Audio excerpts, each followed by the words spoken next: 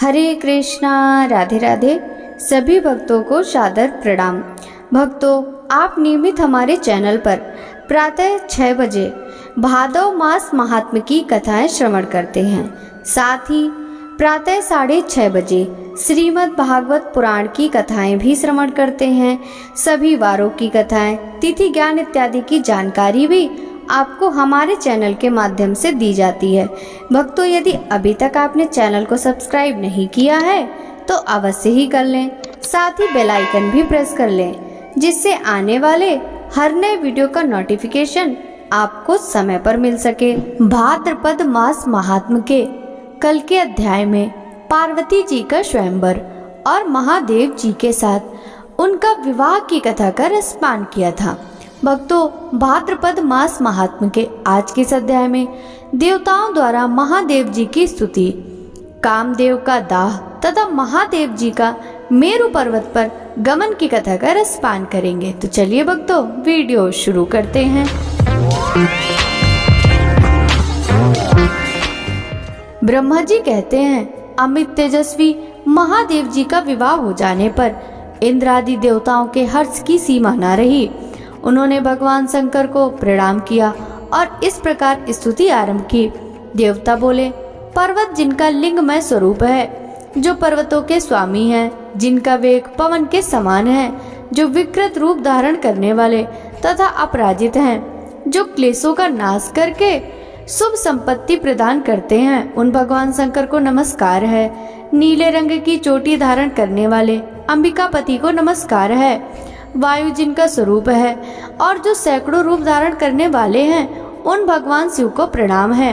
दैत्यों के योग का नाश करने वाले तथा योगियों के गुरु महादेव जी को प्रणाम है। सूर्य और चंद्रमा जिनके नेत्र हैं तथा जो ललाट में भी नेत्र धारण करते हैं, उन भगवान शंकर को नमस्कार है। जो शमशान में क्रीड़ा करते और वर देते हैं, जिनके 3 नेत्र हैं, उन देवेश्वर शिव को प्रणाम है। जो गृहस्थ होते हुए भी साधु हैं, नित्य जटा एवं ब्रह्मचर्य धारण करने वाले हैं, उन भगवान शंकर को नमस्कार है। जो जल में तपस्या करते, योग जनित ऐश्वर्य देते, मन को शांत रखते, इंद्रियों का दमन करते तथा प्रलय और सृष्टि के करता है, उन महादेव जी को प्रणाम है।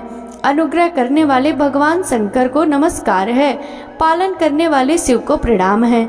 रुद्र, वसु, आदित्य और अश्विनी कुमारों के रूप में वर्तमान भगवान शंकर को नमस्कार है। जो सबके पिता, सांख्य वर्णित पुरुष, विश्वदेव, सर्व, उग्र, शिव, वरद, भीम, सेनानी, पशुपति, सुचि, वैरियंता, सद्योजात, महादेव, चित्र, विचित्र, प्रधान, अप्रमेय, कार्य और कारण नाम से प्रतिपादित होते हैं, उन भगवान शिव को प्रणाम है। भगवान पुरुष रूप में आपको नमस्कार है। पुरुष में इच्छा उत्पन्न करने वाले आपको प्रणाम है। आप ही पुरुष का प्रकृति के साथ संयोग कराते हैं और आप ही प्रकृति में गुणों का आधान करने वाले हैं, आपको नमस्कार है। आप प्रकृति और पुरुष के प्रवर्तक, कार्य और कारण के विधायक तथा कर्म फलों की प्राप्ति कराने वाले हैं, आपको नमस्कार है। आप काल के ज्ञाता, सबके नियंता, गुणों की विषमता के उत्पादक तथा प्रजा वर्ग को जीविका प्रदान करने वाले हैं, आपको नमस्कार है। देव देवेश्वर आपको प्रणाम है। भूत भावन आपको नमस्कार है।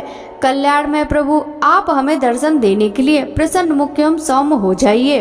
इस प्रकार देवताओं के द्वारा अपनी स्तुति होने पर संपूर्ण जगत के स्वामी भगवान उमापति ने कहा, देवताओं, मैं तुम्हें दर्शन देने को सदा ही प्रसन्न मुख और सौम्य हूँ। तुम शीघ्र ही कोई वर मांगो, मैं निश्चय ही उसे दूंगा।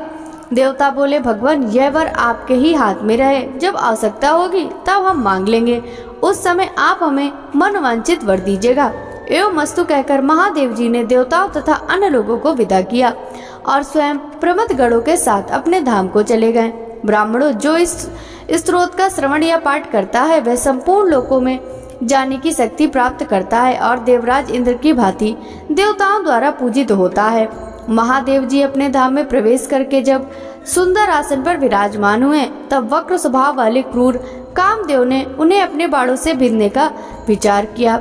वह अनाचारी, दुरात्मा और कुलाधाम काम सब लोगों को पीड़ित करने वाला है। वह नियम तथा व्रतों का पालन करने वाले ऋषियों के कार्य में विघ्न डाला करता है। उस दिन चक्रवाक का रूप धारण करके अपनी पत्नी रति के साथ उसका आगमन हुआ था। देवताओं के स्वामी भगवान शंकर ने अपने को भीनने की इच्छा रखने वाले आतताई कामदेव को तीसरे नेत्र से अवहेलना पूर्वक देखा। फिर तो उनके नेत्र से प्रकट हुई आग सहस्त्रों लपटों के साथ प्रज्वलित हो उठी और रति के स्वामी मदन को उसके साज श्रृंगार के साथ सहजा दग्ध करने लगी। उस समय जलता हुआ कामदेव बड़े करुण स्वर में आर्तनाद करने लगा और भगवान शिव को प्रसन्न करने के लिए धरती पर गिर पड़ा। इतने में उसके सब अंगों में आग फैल गई और सब लोगों को ताप देने वाला काम स्वयं ही पृथ्वी पर गिरकर क्षणभर में मूर्छित हो गया। उसकी पत्नी रति अत्यंत दुखित हो करुणामय विलाप करने लगी। उस दिखुनी ने महादेव जी तथा पार्वती से अपने पति के लिए याचना की। उसके दुख को जानकर दयालु दंपति ने उसे सांत्वना देते हुए कहा, कल्याणी, कामदेव तो अब निश्चय ही दग्ध हो गया, अब यहाँ इसकी उत्पत्ति नहीं हो सकती, परंतु शरीर रहित होते हुए भी यह तुम्हारे कार्य सिद्ध करता रहेगा। सुबह जब भगवान विष्णु वसुदेव नंदन श्री कृष्ण के रूप में पृथ्वी पर अवतार लेंगे, उस समय उन्हीं के पुत्र के रूप में तुम्हारे पति का जन्म होगा। इस प्रकार वरदान पाकर काम पत्नी रति खेत रहित एवं प्रसन्न हो अपने अभिष्ट स्थान को चली गई। इधर भगवान शंकर कामदेव को दग्ध करने के पश्चात भगवती उमा के साथ हिमालय पर प्रसन्नता पूर्वक रमण करने लगे। पार्वती जी ने कहा, भगवान देव देवेश्वर, अब मैं इस पर्वत पर नहीं रहूंगी, अब मेरे लिए कोई दूसरा निवास स्थान बनाइए।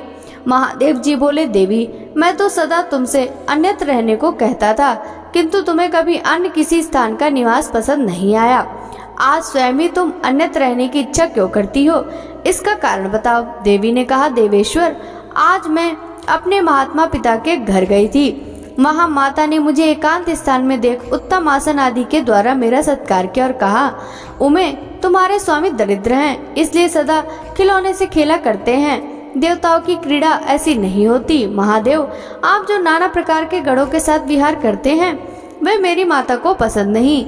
यह सुनकर महादेव जी हंस पड़े और देवी को हंसाते हुए बोले, प्रिय, बात तो ऐसी ही है, इसके लिए तुम्हें दुख क्यों हुआ? मैं कभी हाथी के चमड़े लपेटता, कभी दिगंबर बना रहता, शमशान भूमि में निवास करता, बिना घर द्वार का होकर जंगलों में और पर्वतों की कंदराओं में रहता तथा अपने गढ़ों के साथ घूमता फिरता हूँ। इसके लिए तुम्हारे माता पर क्रोध नहीं करना चाहिए। तुम्हारी माता ने सब ठीक ही कहा। इस पृथ्वी पर प्राणियों का माता के समान हितकारी कोई बंधु बांधव नहीं है। देवी ने कहा, सुरेश्वर, मुझे अपने बंधु बांधवों से कोई प्रयोजन नहीं है, आप वही करें जिससे मुझे सुख हो। देवी का यह वचन सुनकर देवेश्वर महादेव जी ने उन्हें प्रसन्न करने के लिए उस पर्वत को छोड़ दिया और पत्नी तथा पार्षदों को साथ ले देवताओं और सिद्धों से सेवित सुमेरु पर्वत के लिए प्रस्थान किया। भक्तों, आगे की कथा का रसपान हम कल के अध्याय में करेंगे। भादो मास महात्म्य की यह कथा यदि आपको अच्छी लगी हो तो इस वीडियो को लाइक कर ज्यादा से ज्यादा भक्तों के साथ शेयर कीजिएगा। साथ ही वीडियो के कमेंट बॉक्स में हर हर महादेव जरूर लिखेगा, जिससे भगवान शंकर और माता पार्वती की कृपा दृष्टि सदा सर्वदा आप सभी पर इसी प्रकार बनी रहे। आपसे मिलते हैं भादो मास महात्म्य के अगले अध्याय की कथा के साथ। तब तक सभी भक्तों को हरे कृष्णा, राधे राधे, हर हर महादेव।